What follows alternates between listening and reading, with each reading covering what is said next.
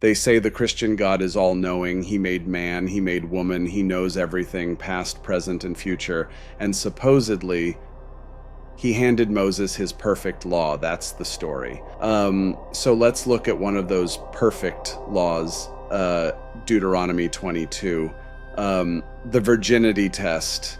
If a man marries a woman and claims she wasn't a virgin, the parents are supposed to bring out the evidence, a bloody cloth from the wedding night. If they have the cloth, he's punished. If they don't, she's stoned to death. Now here's the problem. More than half of women don't bleed the first time. This is very basic biology 101, which means this law guarantees innocent women will be murdered. And don't sanitize that word, murdered, because this isn't some quiet execution. This is the men of the town gathering in front of her father's house, throwing rocks at her until she stops breathing. We're not talking about grown adults here either. Brides back then were barely teenagers, children. Imagine a 14-year-old girl accused by her husband, dragged out in front of her family, and beaten to death with stones for what? For biology she couldn't control. This isn't divine justice, it's barbarism written into law, and this is where the Abrahamic God collapses. Either he didn't design women, or he didn't know how women worked, or he didn't write the law. Pick your poison. Every option destroys the story. Now, apologists will scramble. They always do. Some will say virginity here doesn't mean bleeding. It's symbolic. Nope.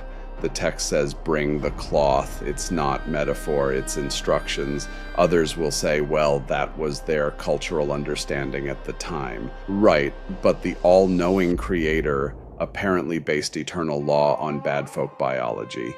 Innocent children died because God went along with the superstition. That's not divine, that's negligence. Then you'll hear, it was a deterrent, not meant to be applied. Sure, and the gallows were just a decoration. The text doesn't say warn her, it says stone her. And of course, the fallback, God's ways are higher than ours, which translates to, if God says child murder is good, then child murder is good. That's not morality, that's sadism with a crown. Finally, some will claim it was better than surrounding cultures. Yes, congratulations. God's eternal, perfect law wins the award for least horrifying in the Bronze Age. But none of this fixes the core problem. The God who supposedly designed women and knows everything gave a law that fails on the most basic biological fact and guaranteed that innocent girls, children, would be butchered in front of their homes.